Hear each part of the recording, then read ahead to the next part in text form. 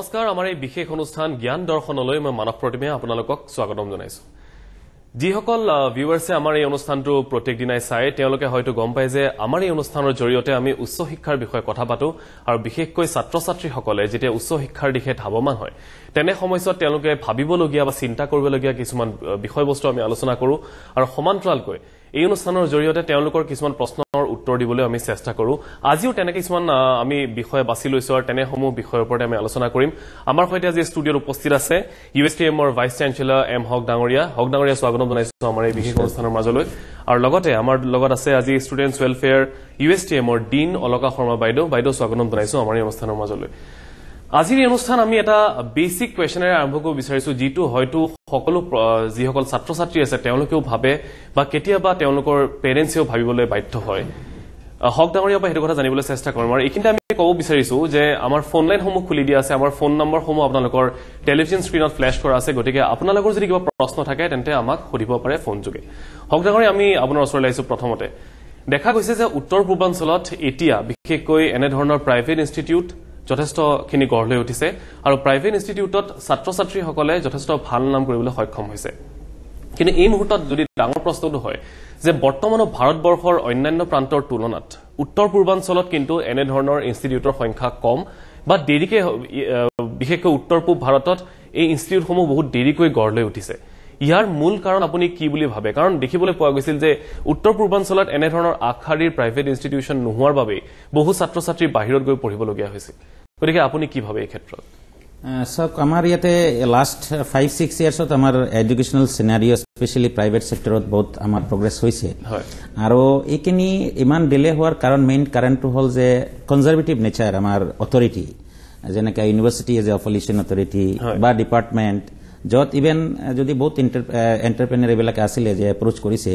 যত মানে বহুত দেৰিকে NOC দিয়ে বা বিভিন্ন ধৰণৰ প্ৰব্লেম আছিলে আমাৰ যেতিয়া ৰিপুন বৰা ডাঙৰীয়া যেতিয়া এডুকেশ্যন মিনিষ্টাৰ আছিলে তেতিয়া বস্তুটো অলপমান অপেননেছ আহিছে যে এডুকেশ্যন বিল আহিছে প্ৰাইভেট এডুকেশ্যন বিল অহাৰ পিছত মানে বহুত যেনেকৈ ডন বস্কো ইউনিভাৰ্চিটি আহিলে কিন্তু ইন দ্য মিন টাইম আমি মেঘালয়ত মাইগ্ৰেট কৰিছো মেঘালয়ত শিফ্ট কৰি আমাৰ USTM আমি প্ৰচেছটো ষ্টাৰ্ট কৰিছো বা ইঞ্জিনিয়াৰিং কলেজৰ কাৰণে আমি নেহুত এপ্ৰোচ কৰিছো আৰু এটা ডাঙৰ কাৰণ হ'ল যে ইচ্ছা আমাৰ উইলিংনেছ যেটো এষ্টাব্লিছিং এডুকেশ্যনেল ইনষ্টিটিউচন আজি যদি আমি লিটাৰেচি ৰেটৰ কথা কওঁ যে Kerala literary rate in south in আদাৰ সাউথাৰ্ণ ষ্টেট যিবিলাক আছে সাউথ ইণ্ডিয়াত আছে তাৰ লিটাৰেচি যে ইমান বাঢ়াৰ কাৰণ এইটো খালি যে গভৰ্ণমেণ্টৰ কণ্ট্ৰিবিউশ্যন নহয় এইটো mainly private participation mainly private অঞ্চলত 90% আছে তাৰপিছত যে হায়াৰ এডুকেশ্যনেল ইনষ্টিটিউশ্যন যদি আমি দেখো nearly 56% higher educational institution private ক্ষেত্ৰত আছে মানে এইটো private higher educational institution established by আপুনি দেখিব আমাৰ ইয়াতে স্পেশালি যদি আমি ৰাজনীতিবিদ কওঁ ৰাজনীতিবিদ যদি ফাইনেন্সিয়েলি কেপেবল থাকে তেওঁলোকে মাটি কিনে নাইট চুপাৰ কিনে বিল্ডিং বনায়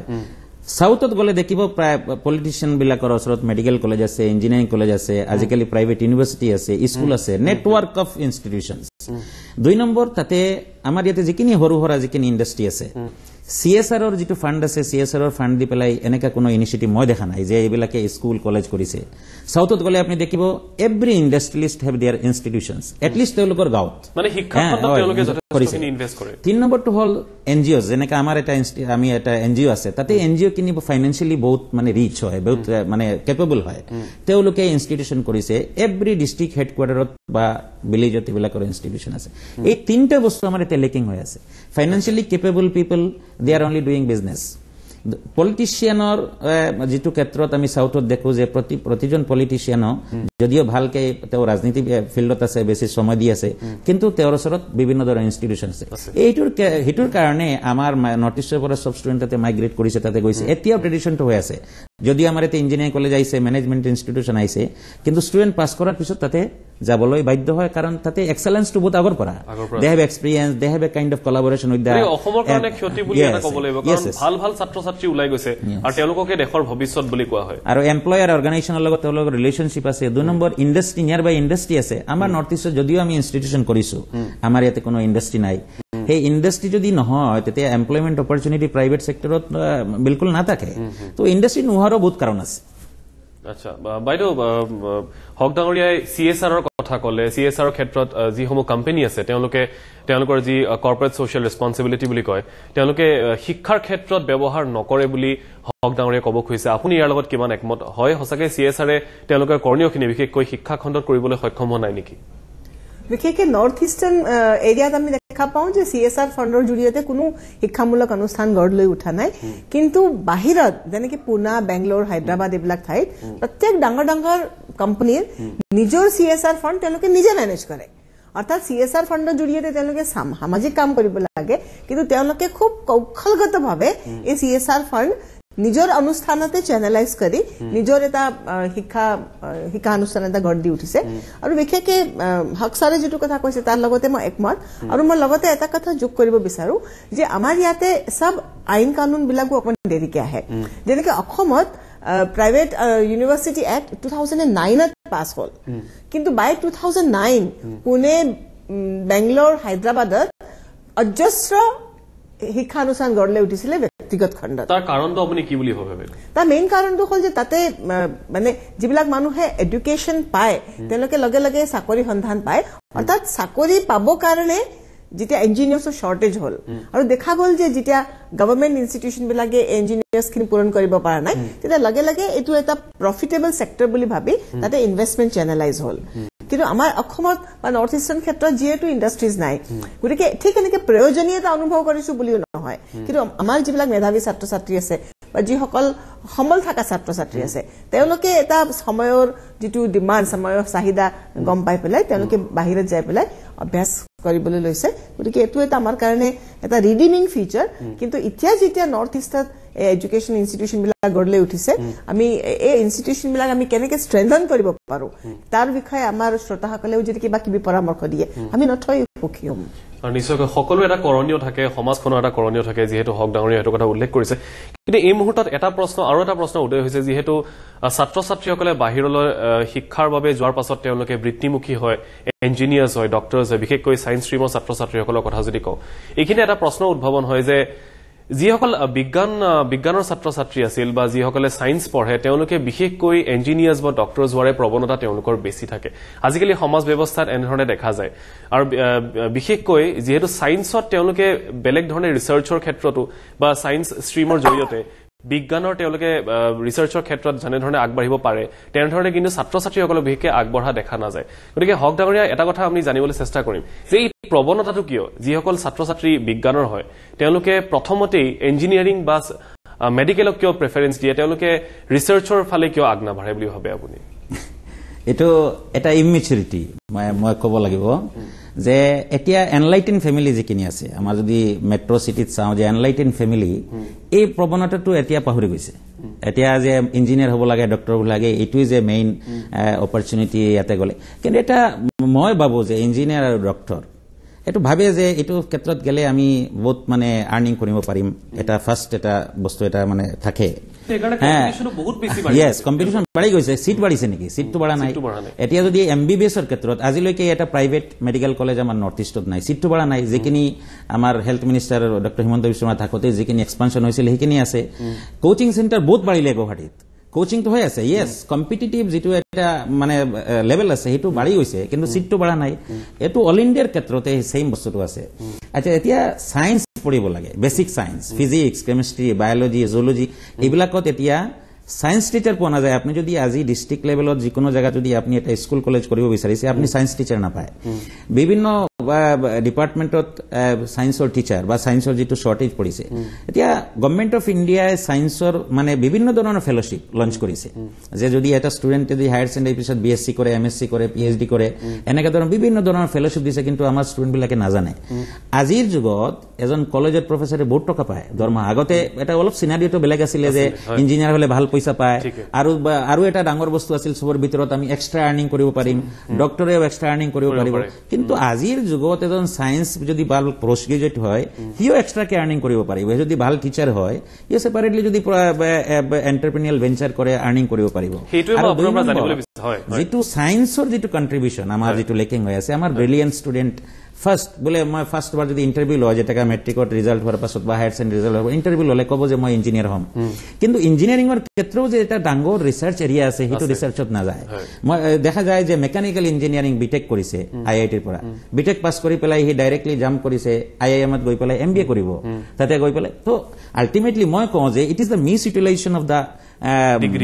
money degree and as a prestigious seat of a institution like IIT similarly মই দেখিছো আপনি কেতিয়াবা দেখিব যে আইএস টপ কৰিছে এজন বিটেক পাস কৰা আইআইটিৰ লৰা বা এমবিএ পাস কৰা আইআইএম ৰ লৰা ই আইএস টপ কৰিছে মই সদায় কওঁ যদি হি সোশিয়োলজি লৈ পেলাই যদি আইএস কোৱালিফাই কৰিব লাগে তো বিএ সোশিয়োলজি এমএ সোশিয়োলজি কৰিবা আইএস কৰিব পাৰিলে হয় হি এটা সিট আইআইএমত নষ্ট কৰিলে হি এটা সিট আইআইত নষ্ট কৰিলে ছাত্ৰৰ ভৱিষ্যত নষ্ট হ'ল এতিয়া অটোমোবাইল ইণ্ডাষ্ট্ৰি এতিয়া মেকানিক্যাল ইঞ্জিনিয়াৰিং পঢ়ি পেলাই অটোমোবাইলত যাব লাগে বিভিন্ন ধৰণৰ কন্ট্ৰিবিউশন কৰিব ৰিসাৰ্চ কৰিব পাৰে আমি তো এসেম্বল কৰি বাহিৰৰ কাৰবিলাক আমি ইউটিলাইজ কৰো কিন্তু আমি আইআইটি ইনষ্টিটিউশন লাইক তাৰ পৰা পাস কৰি পেলাই আমি বাহিৰত গৈ কন্ট্ৰিবিউশন কৰো আমি এমবিএ কৰি আছো আমি আইএস কৰি আছো তো it is the completely uncontrolled system of the education যেটোৰ কাৰণে বিভিন্ন ধৰণৰ এইবিলাক বস্তুবিলাক চলি আছে কিন্তু নবডি ইজ মনিটৰিং খুব সুন্দৰ কথা এটা কৈছে আপুনি আৰু এইখিনিতে আমি উল্লেখ কৰিব বিচাৰিম যে যিসকল মেধাৱী ছাত্ৰ ছাত্ৰী আছে তেওঁলোকে ভাল ইনষ্টিটিউটত পঢ়াৰ পাছত এটা চাকৰিত তেওঁলোকে সোমাই যায় কিন্তু তাৰ পাছত তেওঁলোকৰ যিটো উদ্ভাৱন যিটো ক্ষমতা সেইটো হয়তো ক'বাত সীমিত হৈ থাকে তেওঁলোকে ভৱিষ্যতে হয়তো আৰু কিবা উদ্ভাৱন কৰিব পাৰিলে হয় তেওঁলোকৰ যিহেতু শাৰ্প ষ্টুডেন্ট বুলি কোৱা হয় তেওঁলোকক গতিকে কিন্তু তাতেই যেন এটা সীমিত হৈ ৰৈ যায় তেওঁলোকৰ চাকৰিৰ এই দৌৰৰ পিছতে গতিকে এটা কথা ক'ব লাগিব এইখিনিতে যে আপুনি খুব এটা সুন্দৰ কথা উল্লেখ কৰিছে যে ছাত্ৰ ছাত্ৰীসকলে বিশেষকৈ চাকৰিমুখী হৈছে ইঞ্জিনিয়াৰিং বা মেডিকেলৰ পিছত দৌৰিছে কিন্তু এইখিনিতে মই বাইদেউৰ ওচৰলৈও যাম কিন্তু খুব চমুকৈ আৰু এটা কথা আপোনাৰ জানিবলৈ চেষ্টা কৰিম যিসকল ছাত্ৰ ছাত্ৰী বৰ্তমান এপিয়াৰ কৰি আছে তেওঁলোকৰ বাবে আপুনি এইখিনিতে ক'ব বিচাৰিব নেকি যে বিজ্ঞানত তেওঁলোকৰ হয়তো লেক অফ নলেজ তেওঁলোকে নাজানে যে বিজ্ঞান হওক বা সায়েন্স হওক তেওঁলোকে কেনেধৰণে ফিউচাৰলৈ আগুৱাই লৈ যাব পাৰে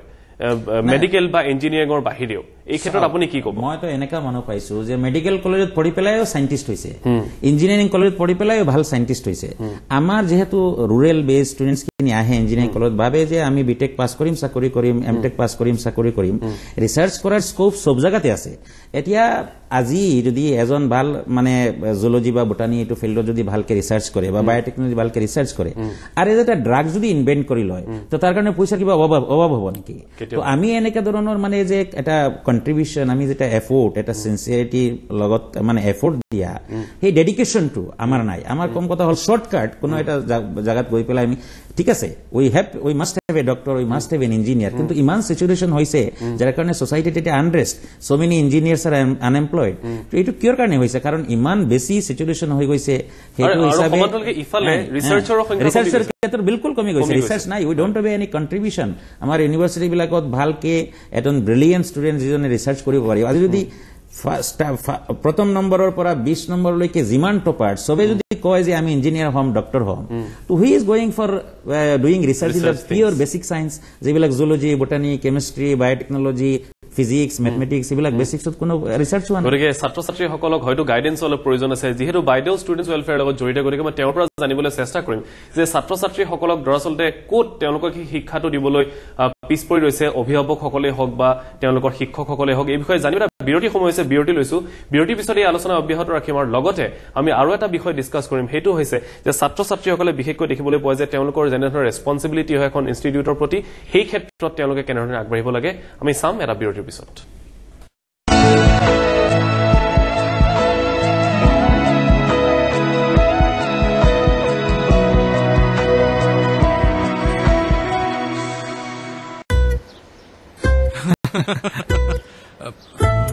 हुसैन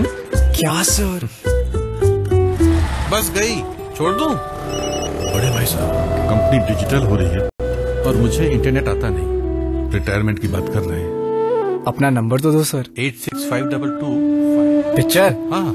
आपके फोन पे मेरे फोन लेकिन पहले ना इंटरनेट सीखो आइडिया इंटरनेट फॉर ऑल आप नंबर दीजिए आइडिया इंटरनेट देगा ये गया मेल इंटरनेट तो सभी का है सबको साथ ले चलो দৰ্শন ব্লেকষ্টন ধূপকাঠি যাৰ সুগন্ধই সুগন্ধময় কৰে মোৰ অসম মোৰ গৌৰৱ মোৰ অসমৰ গৌৰৱ দৰ্শন ব্লেকষ্টন ধূপকাঠি এমপি জুৱেলাৰ্ছে আপোনালোকলৈ লৈ আহিছে ধনতেৰছ ধামাকা। এইবাৰ ধনতেৰছ উপভোগ কৰক বিনামূলীয়া গোল্ড কইন আৰু আকৰ্ষণীয় উপহাৰৰ সৈতে। সোণৰ গহনা নিৰ্মাণত 15% ৰেহাই, হীৰা প্লেটিনাম আৰু গ্ৰহৰত্নত লাভ কৰক 5% ৰেহাইৰ সুবিধা। লগতে প্ৰতিটো ক্ৰয়ত লাভ কৰক বিশেষ উপহাৰ। এই অফাৰ কেৱল 21 পৰা 29 অক্টোবৰলৈকেহে। এমপি জুৱেলাৰ্ছে আপোনালোকলৈ কঢ়িয়াই আনিব বিভিন্ন সম্পদ। সি মোক আগতেই জনাইছিল, কৈছিল মা তোমালোকে মোৰ ভালদৰে যত্ন লোৱা। মই আমাৰ ঘৰত সম্পূৰ্ণ সুৰক্ষিত নহয়। তেতিয়া তাক মই কৈছিলো মাক হিচাপে মই কি তোমাৰ সম্পূৰ্ণ দায়িত্ব পালন কৰা নাই নেকি? এৰা সি ঠিকেই কৈছিল। কিয় বাৰু আমাৰ ঘৰৰ চৌদিশে হোৱা অবাঞ্ছিত বিপদক আওকাণ কৰিছিলো? কিয় আমাৰ ঘৰত থকা বস্তুবোৰৰ পৰা হ'ব পৰা ভয়ংকৰ বিপদ দেখা নাছিলো? মহৰ উৎপত্তি স্থলসমূহ দেখিও আওকাণ কৰিছিলো। আমি ইয়াৰ প্ৰতিৰোধৰ একো উপায় লোৱা নাছিলো। ইয়াৰ ফল মোৰ কণমানি ল'ৰাটোৱে ভোগ কৰিবলগীয়া হ'ল। সি মোক কৈছিল মা মোক ৰক্ষা কৰা,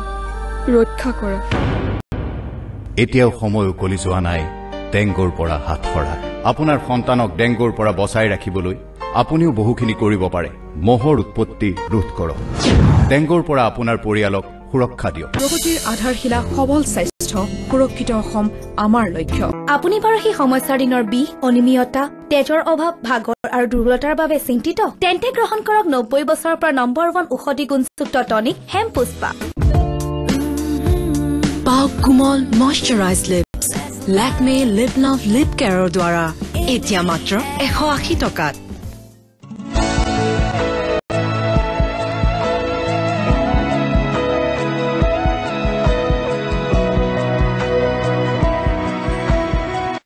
খন্তেক সময় বিৰতিৰ পিছত পুনৰ উভতি আহিছো আমাৰ এই বিশেষ অনুষ্ঠানৰ মাজলৈ। আৰু আজি আমি কথা পাতি আছো বিশেষকৈ ছায়েন্স ষ্ট্ৰীমৰ ছাত্ৰ ছাত্ৰীসকলৰ বিষয়ে আৰু তেওঁলোকে ইঞ্জিনিয়াৰিং বা মেডিকেলক কিয় বেছিকৈ গুৰুত্ব দিয়ে বা ৰিচাৰ্চৰ ক্ষেত্ৰত তেওঁলোকে ক'ত পিছ পৰি ৰৈছে এই বিষয়ে আমি আলোচনা কৰিছো। হক ডাঙৰে ইতিমধ্যে উল্লেখ কৰিছে যে ক'ৰবাত হয়তো গাইডেন্সত পিছ পৰি ৰৈছে অভিভাৱকসকলেই হওক বা কোনো কোনো ক্ষেত্ৰত তেওঁলোকৰ শিক্ষক শিক্ষয়িত্ৰীসকলে হওক। মই বাইদেউৰ ওচৰলৈ আহিব বিচাৰিছো পুনৰবাৰ যে এই ক্ষেত্ৰত আপুনি যিহেতু ছাত্ৰ ছাত্ৰীসকলৰ লগত প্ৰত্যক্ষভাৱে আপোনালোকে যোগাযোগ স্থাপন কৰে, আপুনি ষ্টুডেণ্ট ৱেলফেয়াৰৰ ডিন, গতিকে তেওঁলোকৰ মাজত কেনেধৰণৰ প্ৰৱণতা আপুনি দেখিবলৈ পায়? বিশেষকৈ যদি বিজ্ঞান শাখাৰ ছাত্ৰ ছাত্ৰীসকলৰ কথা কওঁ, আমি ইতিমধ্যে আলোচনা কৰিছো এইটো কথা যে মেডিকেল বা ইঞ্জিনিয়াৰিঙৰ ক্ষেত্ৰত তেওঁলোকৰ বেছিকে ধাৱমান হোৱা দেখা যায় বা তেওঁলোকৰ যিটো ছ'চিয়েল ৰেছপনচিবিলিটি হওক বা ৰিচাৰ্চৰ ক্ষেত্ৰত হওক তেওঁলোকে ক'ৰবাত হয়তো লেকিং, ক'ৰবাত পিছ পৰি ৰৈছে। কি কাৰণ বুলি আপুনি ভাবে? এইটো বহুত গুৰুত্বপূৰ্ণ প্ৰশ্ন আপুনি কৰিলে। প্ৰথম কথা দেখা যায় যে ছাত্ৰ ছাত্ৰীসকলে নিজে যে কাৰোবাক এমপ্লয় কৰিব পাৰিম এই মনোভাৱটো এতিয়ালৈকে আমাৰ লোৱা নাই। এতিয়া নৰ্থ ইষ্টত এইটো বহুত কম পৰিমাণত আছে। সকলোৰে মনত এটা ভাৱ থাকে যে মই পঢ়া শুনা কৰি এটা ভাল চাকৰি পাম আৰু ভাল দৰমহা পাম, প্ৰমোশ্যন হ'ব আৰু এটা ভাল এটা মানে কনজিউমাৰিষ্ট যিটো কনচেপ্ট অফ ভাল লাইফ, যে ভাল ঘৰ ল'ম, ডাঙৰ গাড়ী থাকিব ইত্যাদি এনেধৰণৰ কথাটো ছাত্ৰ ছাত্ৰীৰ ভাবে। গতিকে ৰিচাৰ্চৰ এৰিয়াটো যিটো দেখা যায় যে তাতে হয়তো এটা পেশ্যন লাগিব আৰু নহলে এটা ষ্ট্ৰং কমিটমেণ্ট লাগিব টুৱাৰ্ডছ বেচিক সায়েন্স বা পিয়ৰ সায়েন্স। কিন্তু আমাৰ ছাত্ৰ ছাত্ৰীসকলৰ মাজতে উচ্চ শিক্ষাৰ যিটো উদ্দেশ্য, এই উদ্দেশ্যটো এটা সংস্থাপনৰ প্ৰতি লক্ষ্য কৰিহে তেওঁলোকে উচ্চ শিক্ষা যেন লৈ আছে, এনেকুৱা এটা মনত ভাৱ দেখা যায়। এই ক্ষেত্ৰত বিশেষকৈ শিক্ষকসকলৰো কৰণীয় আছে বুলি আপুনি ভাবে? শিক্ষকসকলৰো বহুত কৰণীয় আছে আৰু অভিভাৱকসকলৰো কৰণীয় আছে। আৰু এই ক্ষেত্ৰত দেখা যায় যে আমাৰ ইউনিভাৰ্চিটিত আমাৰ ছায়েন্সৰ যিখিনি শিক্ষক শিক্ষয়িত্ৰী আছে, ফেকাল্টি মেম্বাৰ যিখিনি আছে, ষ্টাফ মানে প্ৰফেচাৰ্ছ আছে, তেওঁলোকেতো সদায় কয় যে এইটো ৰিচাৰ্চৰ কিমান ডাঙৰ স্কোপ আছে, পিয়ৰ ছায়েন্সতো কিমান স্কোপ আছে। আৰু সাধাৰণতে দেখা যায় যে মেডিকেলত পোৱা নাই, ইঞ্জিনিয়াৰিঙত পোৱা নাই, গতিকে আৰু কিবা উপায় নাই আৰু কেমিষ্ট্ৰি মেজৰ লৈ পাছ কৰো বা ফিজিক্স মেজৰ লৈ পাছ কৰো। গতিকে তেতিয়া আমি ছাত্ৰ ছাত্ৰীসকলক অনুকিয়াই দিওঁ যে এইটো অপশ্যন হিচাপে নহয়, কিবা পোৱা নাই কাৰণে আপোনালোকে আহিছে বুলি নহয়, কিন্তু বাই ইটছেল্ফ ইয়াতে বহুত ধৰণৰ স্কোপ আছে। আৰু বিশেষকে স্কলাৰশ্বিপৰ ক্ষেত্ৰত আজিকালি ভাৰত চৰকাৰে এই কথাটো, এই যে লেকুনা যে আছে ৰিচাৰ্চৰ অভাৱ, আৰু ৰিচাৰ্চৰ অভাৱ কাৰণে আমাৰ কি হয় যে আমাৰ যিখিনি প্ৰডাকশ্যন এক্টিভিটি যিবিলাক হয় এইবিলাক চব assembly line production activity type হৈ যায়। আমি নিজে মেক ইন ইণ্ডিয়াৰ ওপৰত যিমানে গুৰুত্ব নিদিওঁ কিয়, আমাৰ ইয়াতে টেকনলজি ইনভেন্ট কৰি এটা ইনোভেশ্যন কৰি তাৰ উৎপাদন কৰাটো খুব কম নজিৰ দেখা যায়। গতিকে ভাৰত চৰকাৰেও ৰিচাৰ্চৰ কাৰণে বহুত ধৰণৰ স্কলাৰশ্বিপছ মুকলি কৰি দিছে গতিকে আমাৰ ছাত্ৰ ছাত্ৰীসকলক স্কলাৰশ্বিপৰ বিষয়ে কোৱা যায় আৰু বিশেষকৈ ছাত্ৰ ছাত্ৰীসকলক আৰু এটা কথা ওপৰত গুৰুত্ব দিয়া যায় যে পঢ়া শুনা কৰা বাহিৰেও এটা বৃহত্তৰ সমাজ আছে আৰু এই সমাজে আমাক বহুতখিনি দিছে গতিকে আমিও সমাজত সমাজলৈ কিবা এটা ঘূৰাই দিয়াটো আমাৰ কৰ্তব্য গতিকে সামাজিক যিটো দায়বদ্ধতা অকল কৰ্পৰেট ছ'চিয়েল ৰেছপনচিবিলিটি এই ডাঙৰ ডাঙৰ কৰ্পৰেট বিলাকে প্ৰফিটৰ পৰাই যে শ্বেয়াৰ কৰিব বুলি নহয় কিন্তু আমি পঢ়া শুনা কৰিছো আমি জ্ঞান আহৰণ কৰাৰ পিছত আমি সমাজলৈ দিয়াটো আমাৰ যে আজিকালি যিবিলাক চিলড্ৰেন ছায়েন্স কংগ্ৰেছ এই ৰিচেণ্টলি আমাৰ ডিব্ৰুগড় ইউনিভাৰ্চিটি শেষ হৈছে এই আৰ্যভট্ট ছায়েন্স চেণ্টাৰ বিভিন্ন ব্লক লেভেলত এইটো আৰু বেছিকে ইণ্টেনচিফাই কৰিব লাগে কাৰণ এই বস্তুটো ইণ্টেনচিফাই কৰা মানে এই ছায়েন্স টিচাৰ ৰেছপনচিবল হৈ যায় ষ্টুডেণ্ট আহি সুধে আমাক এটা প্ৰজেক্ট বনাই দিয়ক সেই এক্সপিৰিয়েঞ্চখিনি নাই 2 নম্বৰ এই যে যেনেকা ইঞ্জিনিয়াৰিং মেডিকেল ভাবে যে এটা কেৰিয়াৰ কাউন্সেলিং কৰিব লাগে কেৰিয়াৰ কাউন্সেলিং কি কৰে তাতে গৈ ইঞ্জিনিয়াৰ হ'ব লাগে ডক্টৰ হ'ব লাগে বেলেগ কিবা ডেন্টিষ্ট হ'ব লাগে এই আৰ্কিটেক্ট হ'ব লাগে সেইবিলাক কয় কিন্তু কেৰিয়াৰত এইটোৰ কেতিয়াও নকয় যে ইউ বিকাম এ গুড সাইণ্টিষ্ট আৰু বেসিক সায়েন্স কিনি পঢ়িব লাগে আমাৰ মেথমেটিক্স পঢ়িব লাগে ফিজিক্স পঢ়িব লাগে ভালকে ৰিসাৰ্চ আছে আমি স্পেস ৰিসাৰ্চ কৰিব পাৰো এই যে বস্তু পাৰ্টিকুলাৰ বিভিন্ন ধৰণৰ আজিকালি বিভিন্ন ধৰণৰ যদি আজি ইষ্টৰ চেয়াৰম্যান আমাৰ ইয়াতে আহিছে আমি অলপ হায়াৰ লেভেলৰ ষ্টুডেণ্টক বুজাইছো বা কৈছো বা এটা আমি কাউন্সেলিং প্ৰগ্ৰাম কৰিছো কিন্তু এনেকা যদি স্পেস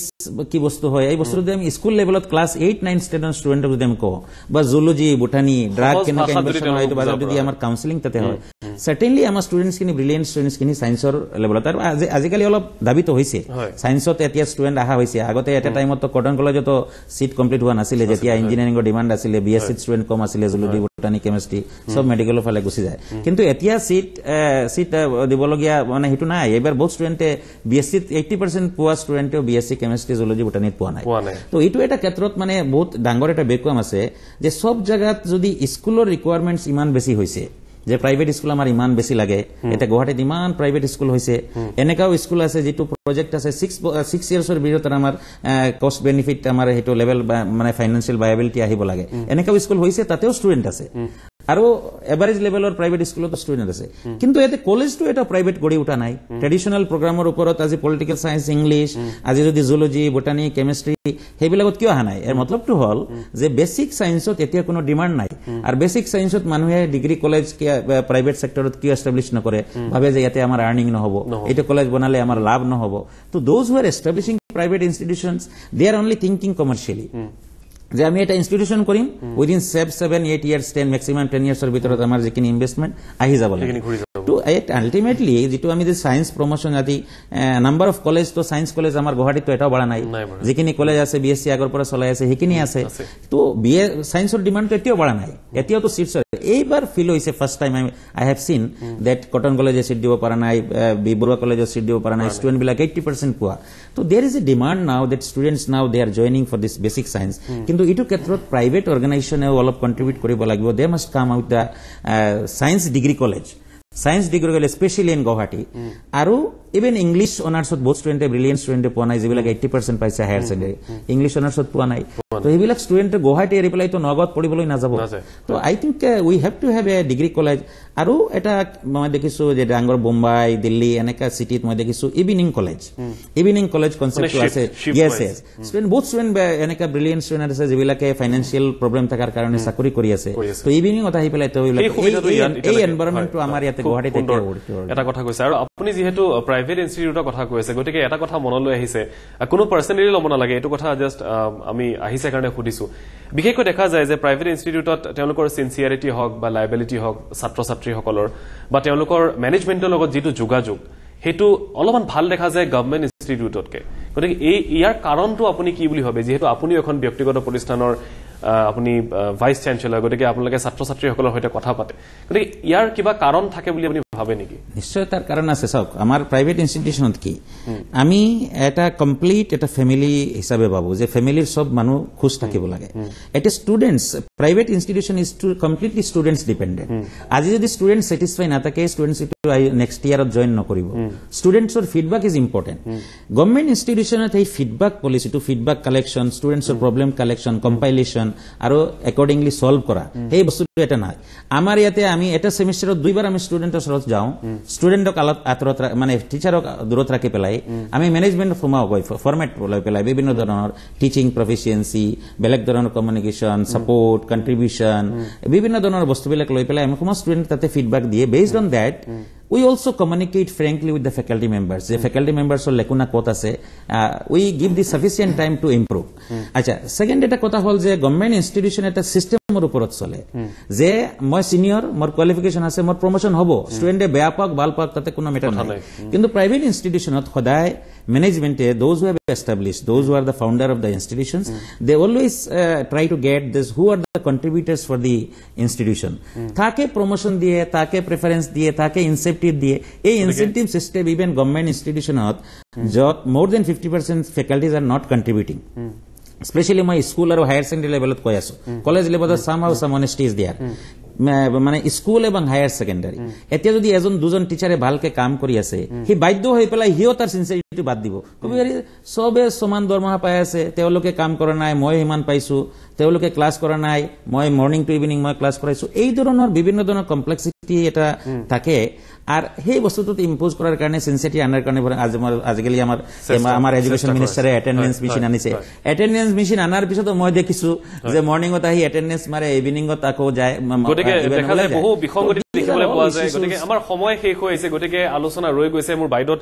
প্ৰশ্ন কৰিবলগীয়া আছিল কিন্তু সেই প্ৰশ্ন হয়তো আমি অহা খণ্ডলৈ ৰাখিব লাগিব এই বিষয়টো আমি অব্যাহত ৰাখিম আমাৰ অহা এপিসোডলৈ কিন্তু আজি যিখিনি কথা আমি আলোচনা কৰিলো আশা কৰিছো আপোনালোকে উত্তৰখিনি বিচাৰি পাইছে আৰু বিশেষকৈ হক ডাঙৰীয়া আৰু শৰ্মা বাইদেউক আমি ধন্যবাদ জ্ঞাপন কৰিছো আমাৰ এই অনুষ্ঠানত আজি আহি কিছু আমাৰ সৈতে আলোচনা কৰাৰ বাবে আমি পৰৱৰ্তী অনুষ্ঠানত আমাৰ আপোনালোকৰ প্ৰশ্নসমূহৰ উত্তৰ দিবলৈ চেষ্টা কৰিম আৰু ইয়াৰ লগে লগে আজি খণ্ডৰ পৰা মই মানৱ পূৰ্ণিমা বিদায় লৈছো ধন্যবাদ